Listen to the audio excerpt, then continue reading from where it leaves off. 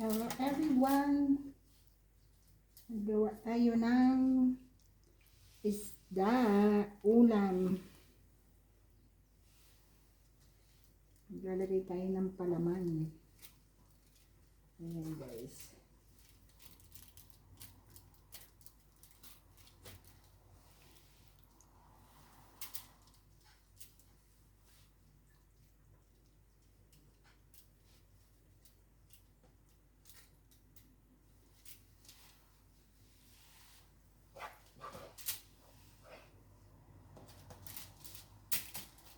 Ayan guys. Naubusan tayo ng guantes.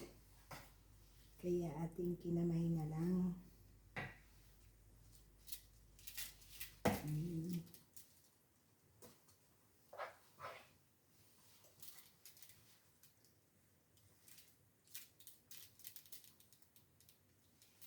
Ayan ang ating ulam for today. Pinalaman ng isda. Yan ang ating isda.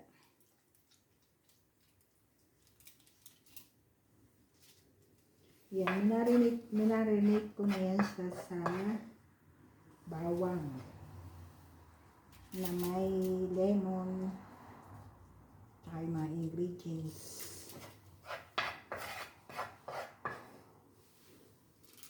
Siyempre, para masarap nila ibabad na natin. Alam niyo naman sa Pilipino, laging nakamarinate, masarap siyang kasi lasang-lasa mo ang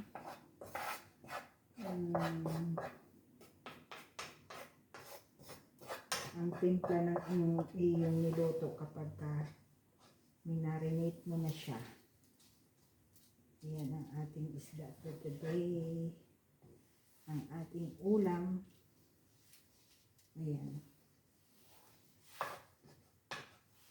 Tapos, ang pinakang sabaw na dyan, guys, ay itong pinagmarinitan niya.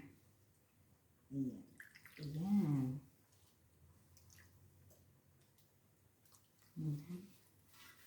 Diba?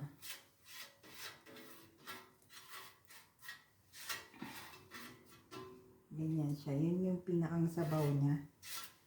Yung pinakang marinate ko. Ganyan lang guys. Ganyan ang ating luto for today. Ang ating niluto. Ayan.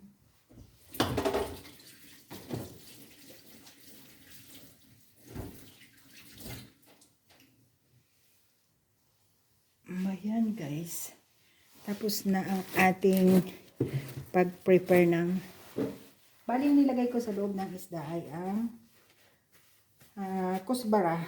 Kusbara dito sa ibang bansa.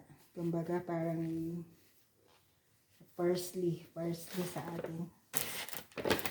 Maamoy siya. Para maging, usually nilalagyan ko pa to ng ng bersbeli. Ano ba yan? Bersbeli. Basta yung dahon din siya na na mabango. Pampalasa din siya ng pagkain.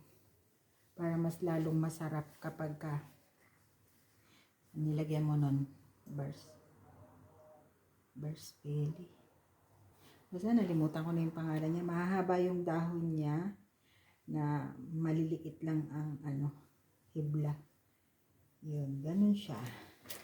Ayan guys, ganyan ang ating lunch for today. Iluluto natin. Okay. Thank you for watching guys. Haggard na tayo guys. Ayan.